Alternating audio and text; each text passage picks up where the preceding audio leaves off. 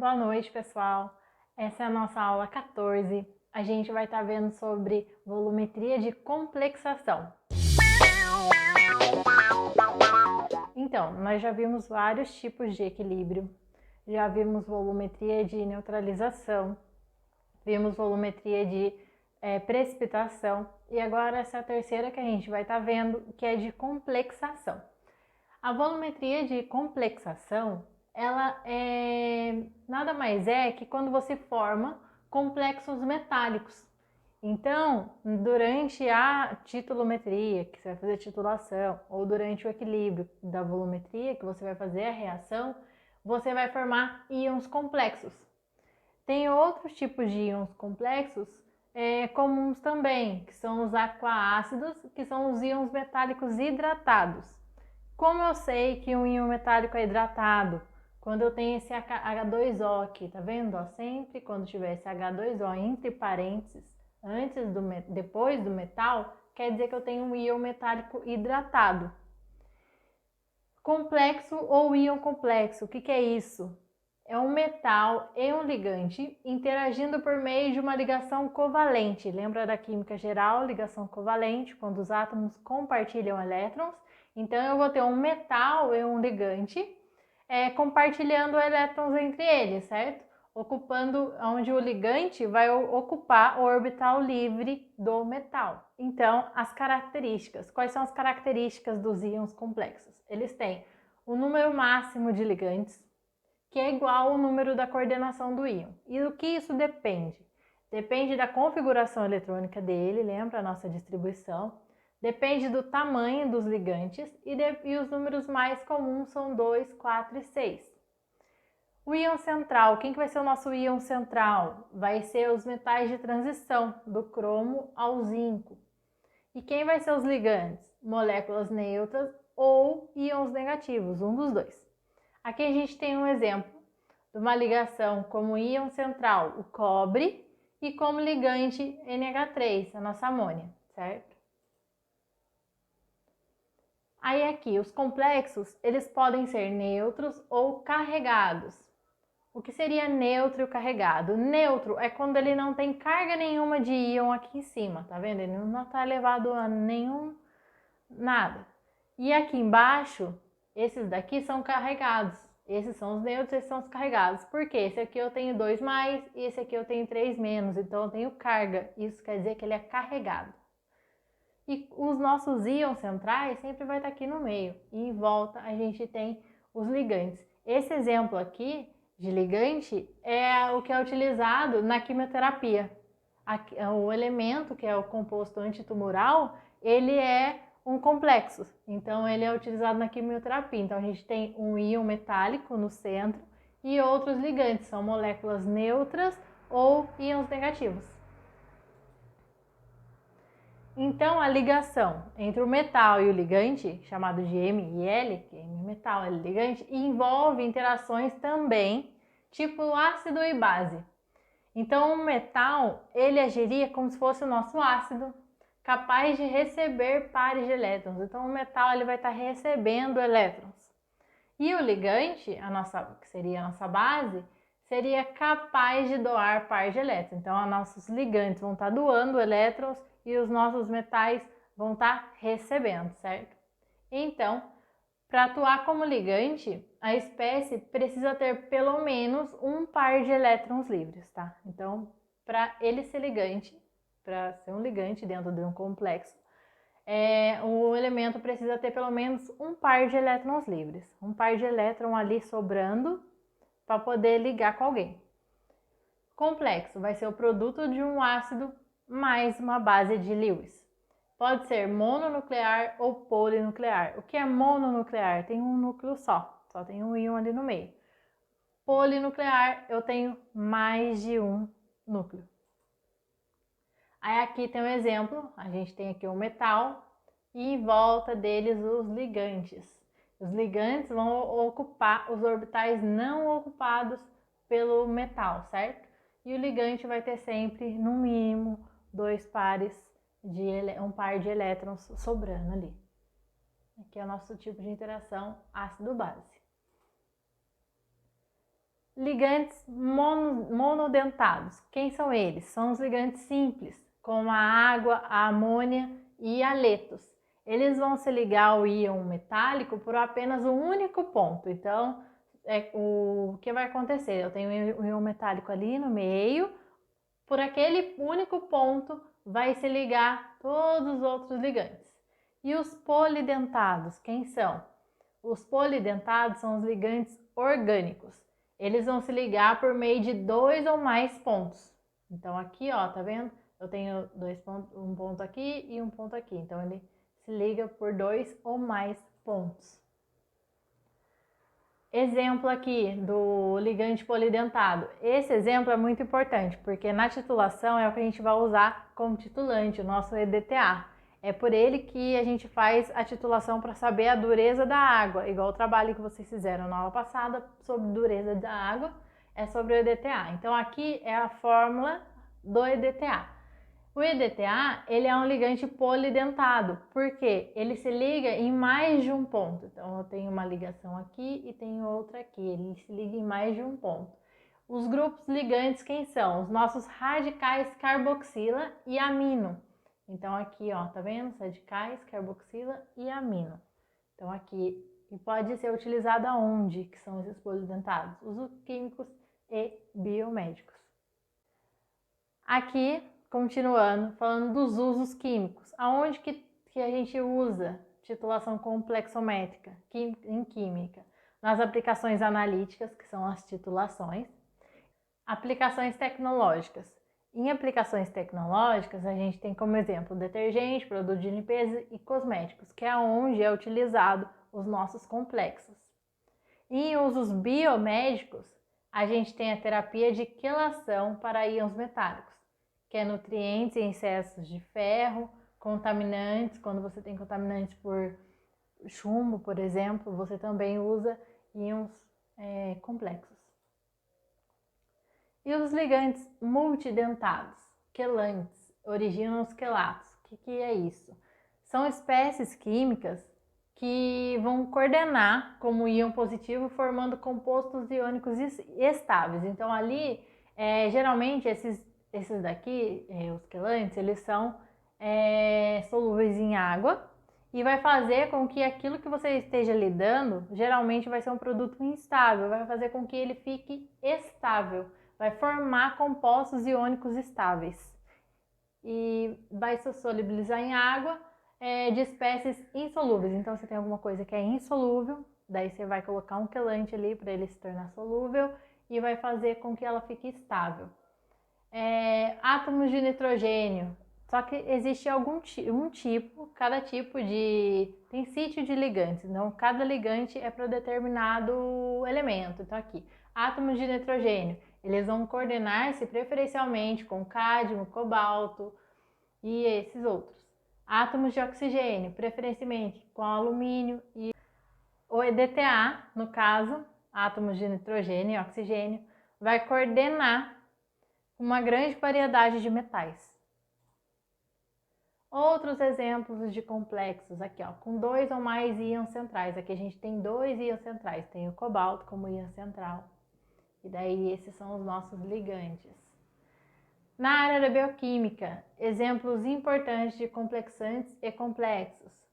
Esse daqui, o ATPase, é um ligante tetradentado que coordena-se ao magnésio, manganês, cobalto e níquel. E a hemoglobina, que é o pigmento vermelho do sangue, que também é considerado um complexo. E o íon central da hemoglobina é o ferro, que no caso é o nosso íon metálico aqui, que vai fazer com que a hemoglobina, quando ela se junta com o ferro, faz com que o pigmento do sangue seja vermelho e isso faz dele um complexo, tá? Então, o nosso íon central é o ferro. Mudando para a titulação, continuando, a volumetria de complexação é bem parecida com as outras, tem ponto de equivalência, tem ponto final. O que vai mudar é o jeito, como que eu vou saber o ponto de equivalência e como eu vou determinar o ponto final. O ponto de equivalência, vai ser que continua sendo o ponto necessário para reagir estequiometricamente, tipo, para ocorrer a reação. E o ponto final é a quantidade do volume que você gastou na titulação, certo? Aí a concentração do titulante, que é o de cima, deve ser conhecido e confiável. O que a gente aprendeu tem que ser um padrão primário ou então um padrão secundário padronizado anteriormente. Quais os requisitos para ser um titulante ali, uma solução padrão dos complexos? Ser uma solução estável, concentração conhecida, ser preparada a partir de padrões primários, como já vimos, e sua reação com a substância em teste deve ser rápida, ocorrer a temperatura ambiente e ter estequiometria definida. Então tem que ser uma coisa rápida e ser feita em temperatura ambiente. Se for uma reação que necessite aquecer para ocorrer, não dá para fazer a titulação com ela, tá? No caso, aqui, como a gente tem como titulante nos complexos, a gente tem o EDTA como padrão primário, certo? Que é a nossa solução de ácido etileno de amino tetracético, que geralmente vai estar variando de 0,01 a 0,10 mol por litro. Então, na complexometria, o pH da solução da amostra ou do titulado, no caso de análise volumétrica, é importante para garantir a seletividade, a exatidão da análise, certo? Então, nessa aqui a gente também vai ter que estar observando o pH, assim como na de precipitação. Metais, cujos complexos com DTA têm KF muito elevado, pode ser titulados em pH mais baixo que o ideal. Então, você vai precisar tratar seu produto ali que você vai querer analisar antes de titular ele, de acordo com o que você vai estar titulando, para poder ter um resultado satisfatório, certo? Você também pode usar base para fazer esse tratamento que forme complexo com analito, tipo aquilo ali que você vai estar, que vai cair, aquilo ali que vai cair ali embaixo. Posso conseguir de novo? Não precisa tudo, começa da onde você errou. Tá. No caso, vocês podem usar bases que formem complexos com o analito de vocês, que daí vai formar um ligante auxiliar. Isso vai evitar a hidrólise e vai possibilitar a formação com complexo EDTA no pH correto. Como que eu sei o ponto final? O ponto final, ele é através de indicadores metalocrômicos que vai dar uma cor à solução titulada. E também através do eletrodo de mercúrio, que daí no caso vai ser uma titulação potenciométrica, que a gente não vai fazer, mas no caso também dá com eletrodo de mercúrio. Quem são os indicadores metalocrômicos? São os compostos orgânicos que formam complexos coloridos com analito. Então ele é orgânico e vai formar um complexo colorido. E com cor diferente daquela do indicador livre. Então aqui a gente tem a reação do nosso íon metálico mais o indicador. Quando se juntar o nosso íon metálico mais o indicador na reação, que vai ser o nosso produto aqui, tem os reagentes, produto, ele vai mudar de cor. Aqui, quando a gente põe o indicador, no caso aqui está azul. Reagiu com o metal, ele vai ficar vermelho. Então, o EDTA desloca o equilíbrio para a esquerda após a primeira gota em excesso. Então, a primeira gota em excesso a mais de cair lá de cima do seu titulante, você vai mudar de cor, que daí vai ser o nosso ponto final quando ocorreu a reação. Aqui a gente tem um exemplo de indicador metalocrômico. Tem o negro de aerocromo T, que também é chamado de aéreo T, e tem o azul de aerocromo R, calcom. Então tem esses dois tipos de indicadores que a gente usa na titulação. Naquele exemplo da dureza da água, eu já vi utilizar esse negro de aerocromo T, tá? Como indicador. Cor das espécies livres é essencial ao pH. Então, o que são as espécies livres? É quando você coloca ali o indicador na solução e ele tem uma certa cor antes dele reagir com o seu titulante, tá? Então, essa é a cor dele na espécie livre. Se acontecer de o complexo não se dissociar, quando você faz ele não se dissociar, ele pode ser bloqueado. Então, você vai escolher seu indicador de acordo com algumas informações, como por exemplo, o aéreo T, Como, por exemplo, o hélio T, ele é bloqueado por alumínio, cromo, cobalto, cobre e níquel. Então, nesse caso, se for analisar isso aqui, você tem que usar o azul de aerocromo. Então, não pode ser usado para esses elementos, exceto se você quiser mascarar algum resultado. Agentes de complexação auxiliar. Então, quando você vai formar um outro complexo para poder estar auxiliando. Tem o NH3, o cianeto, o flúor. Daí você vai adicionar esses agentes complexantes auxiliares que vai evitar que o íon metálico precipite em pH alcalino. Então, se você caso tiver um pH diferente e você, para evitar que atrapalhe a sua reação, você pode adicionar um complexante auxiliar que vai reagir naquela faixa de pH, deixando com que o EDTA reaja no momento certo com o outro. Exemplo de mascaramento. Você pode mascarar titulando o chumbo na presença de níquel, cianeto, e você pode mascarar também numa titulação de magnésio na presença de zinco com cianeto. Para manipular o cianeto, deve sempre pegar o pH maior que 11, porque senão você vai formar o ácido cianídrico, que é tóxico, tá? Então tem que sempre tomar cuidado quando for utilizar o cianeto. Tipo de titulação que eu tenho na complexação. Eu tenho a titulação direta, que já é direto, o analita é titulado com EDTA no pH adequado já. Essa é a minha direta, é a mais fácil, vou fazer diretamente. Titulação do retorno. Quando que ocorre? A titulação do retorno, o nosso segundo exemplo, o analito precipita antes da reação ou ele reage lentamente com o EDTA. Daí, nesse caso, o analito é misturado com o excesso do EDTA e o excesso é titulado com o segundo íon metálico, tá? Então, essa é a do retorno. Você vai titular o excesso de EDTA com outro íon metálico.